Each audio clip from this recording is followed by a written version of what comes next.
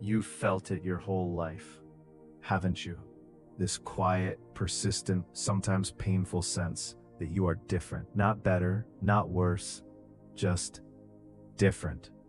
It's like everyone around you received an instruction manual for how to live, and somehow yours never arrived.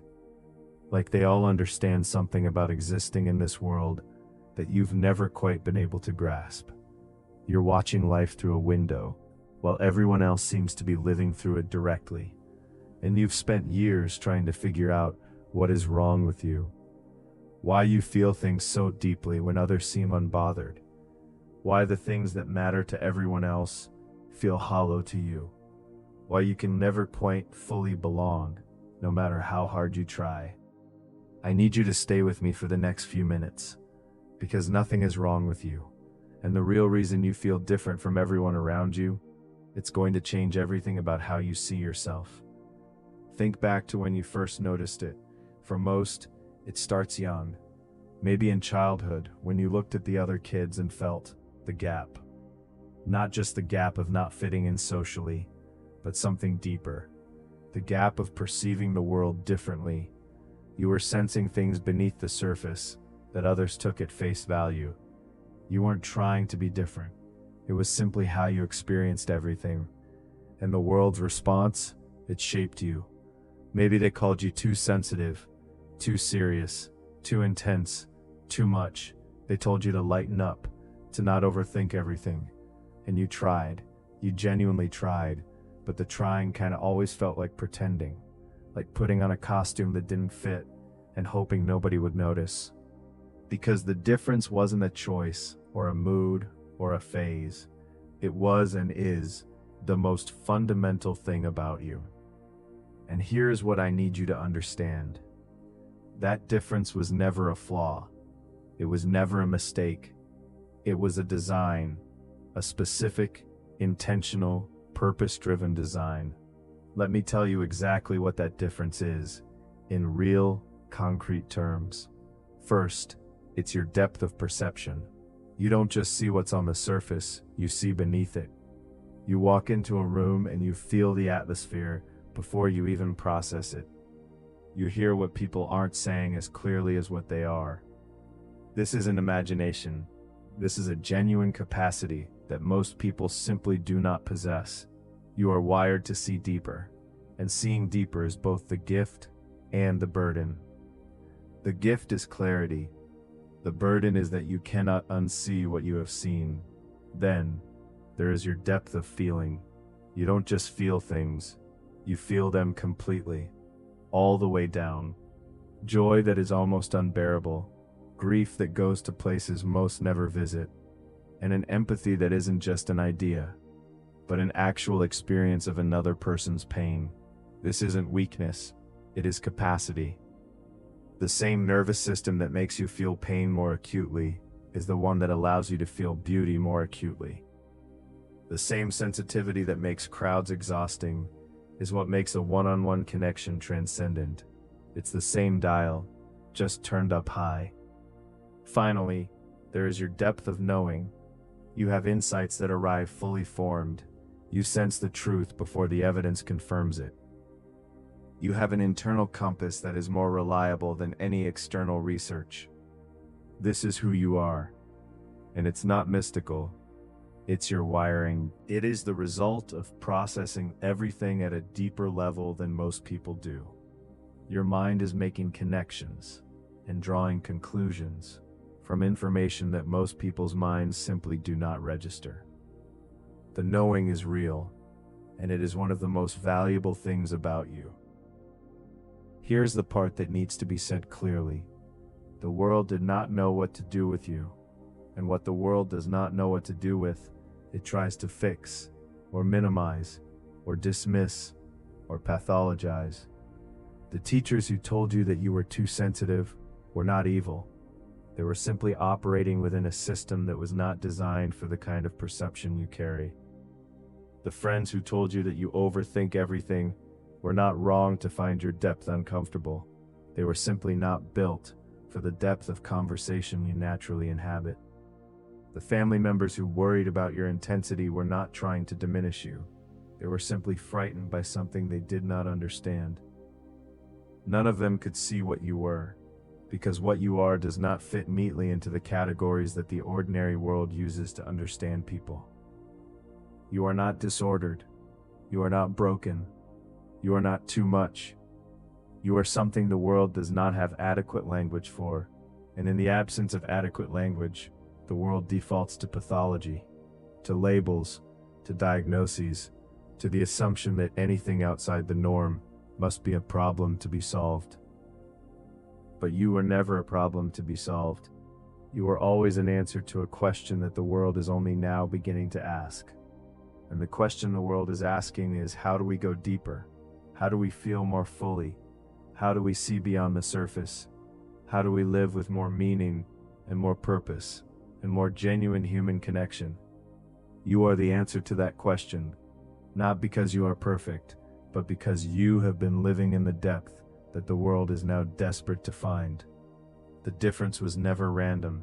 It was preparation, specific, intentional, precisely calibrated preparation for what you are being called to do in the world. Let me tell you exactly what it was preparing you for.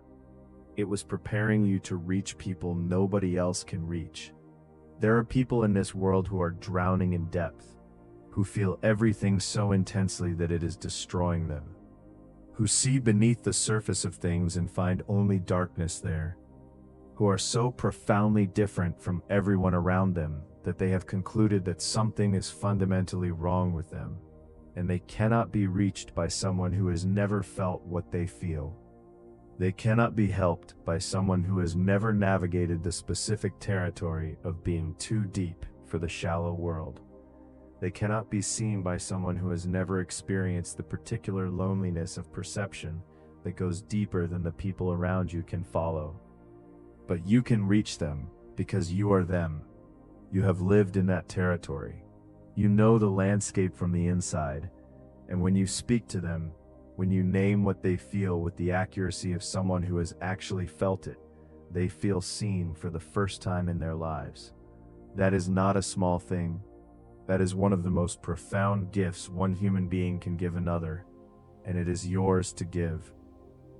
It was preparing you to carry truth in a world full of performance. The world is full of people performing happiness, performing certainty, performing lives that look better on the outside than they feel on the inside. And in a world full of performance, the person who is constitutionally incapable of performing, who feels too deeply to be satisfied with surface-level existence, who sees too clearly to pretend that everything is fine when everything is not fine, that person is not a problem.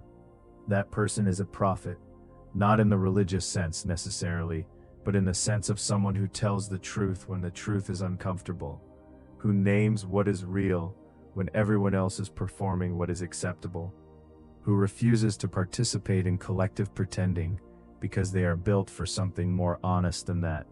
That is what the difference made you, and the world needs what you are, desperately, right now, more than it ever has.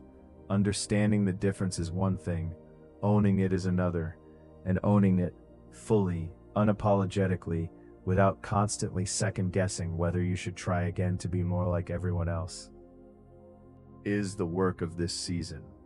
Here's how to do it. First, stop explaining yourself to people who are not equipped to understand. Not everyone deserves the full depth of your explanation. Not everyone has the capacity to receive what you are trying to share. And continuing to pour yourself into conversations with people who cannot hold what you carry is exhausting, demoralizing, and ultimately pointless. Save your depth for the people who can receive it. And with everyone else, be kind, be present, be genuinely warm, but stop trying to make them understand something they are not yet equipped to understand. Second, find your people. They exist. People who feel what you feel, who see what you see, who are navigating the same specific territory of being built differently in a world that was not designed for what they carry. They are not everywhere, but they are somewhere, and the search for them is worth every failed connection that came before, because when you find them, when you sit across from someone who understands without explanation, who meets you in the depth without asking you to come up to the surface. You will understand for the first time what belonging actually feels like. Third, use the difference. Stop treating it as a burden to be managed. Start treating it as a resource to be deployed. Every conversation you have, every piece of content you create, every relationship you invest in, every moment where you choose depth over performance and truth over comfort, you are using the difference. And every time you use it, you are giving someone else permission to be different too. That permission, spread person to person, one honest conversation at a time, is how the world changes.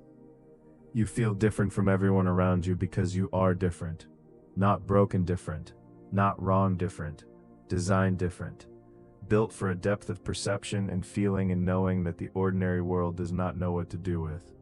And everything you have ever been told about that difference, every time someone called you too sensitive, or too intense, or too much, was simply someone without the capacity to understand what they were looking at.